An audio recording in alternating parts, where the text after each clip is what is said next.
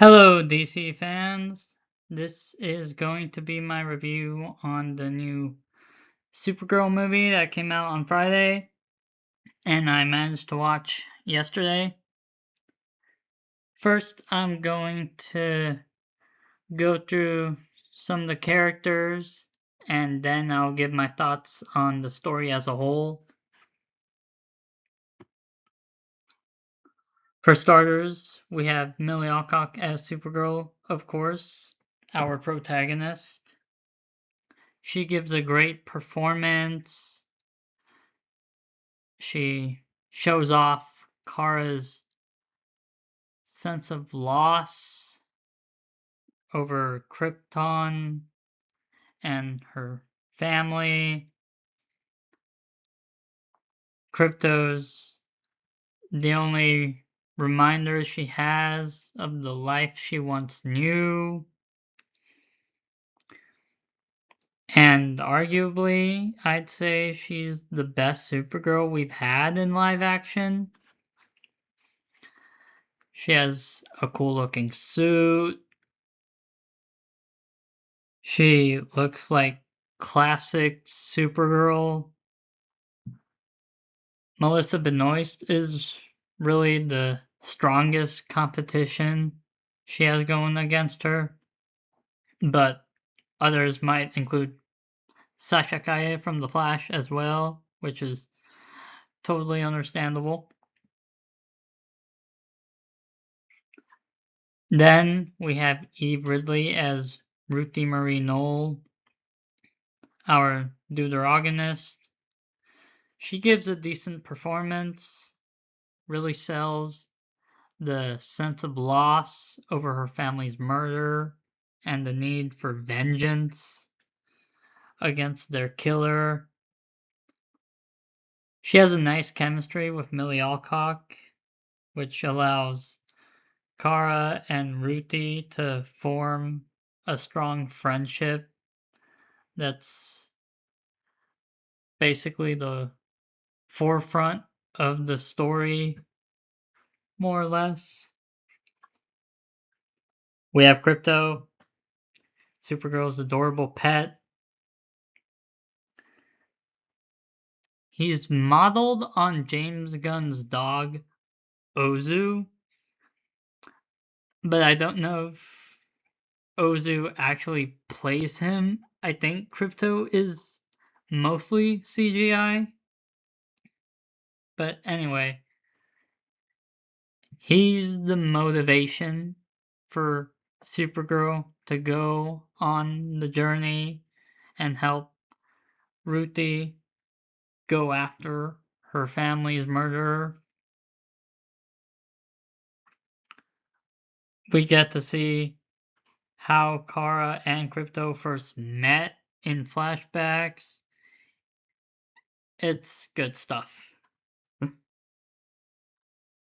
Alright, we have Matthias Schoenaerts as Krem of the Yellow Hills, our main antagonist.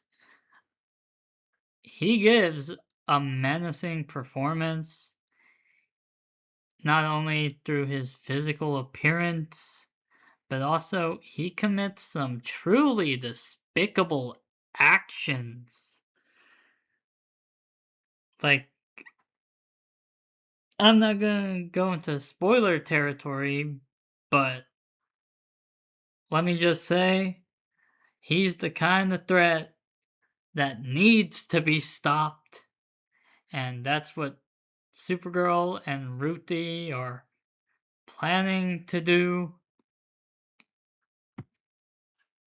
Alright, now let's talk about Jason Momoa as Lobo. Finally achieving the dream of playing his favorite comic book character. Naturally, he gives a perfect performance as the main man, and it is obvious that he had an absolute blast in the role. Legitimately, Lobo is the MVP of the whole movie, steals every scene that he's in, and this is one of the examples of top tier casting in a superhero movie. I really hope we get to see more of him in the future. Yeah. Now we have David Krumholtz as Zor-El, Supergirl's father. He plays a minor but pivotal role in the flashbacks on Argo City, as well as during Krypton's destruction. He helps Kara understand why it's important for her to be the one that gets sent off to Earth after Superman. Then we have Emily Beecham as Allura, Supergirl's mother. Similarly, she plays a minor but pivotal role during the flashbacks on Argo City, as well as Krypton's destruction. She's the one who shapes Kara into becoming the hero that she will be.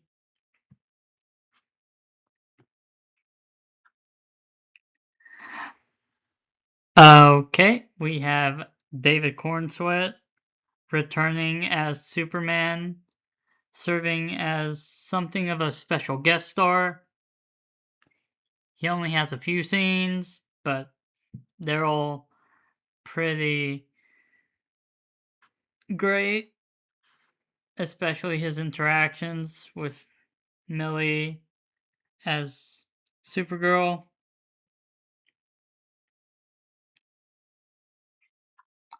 Alright, lastly, of the characters I'll be talking about, we have Ferdinand Kingsley as Elias Knoll.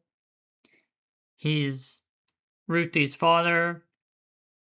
He only has one scene, but he serves as her driving force for the majority of the movie, along with her mother and her brother, who are relatively more minor than he is.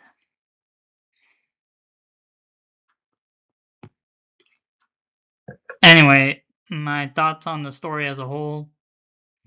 It's a fun space adventure with exciting action, although it does tackle some pretty heavy themes, which I honestly wasn't expecting, but they do that in a serious manner. But we still have some lighthearted comedy throughout the movie. And the ending sets up Millie Alcock's Supergirl to be a bigger character going forward in the DCU, which is pretty good. I highly recommend that more people go check out Supergirl because she's a great character and she deserves to have a more successful movie than we currently are seeing based on the box office numbers and reception from the critics.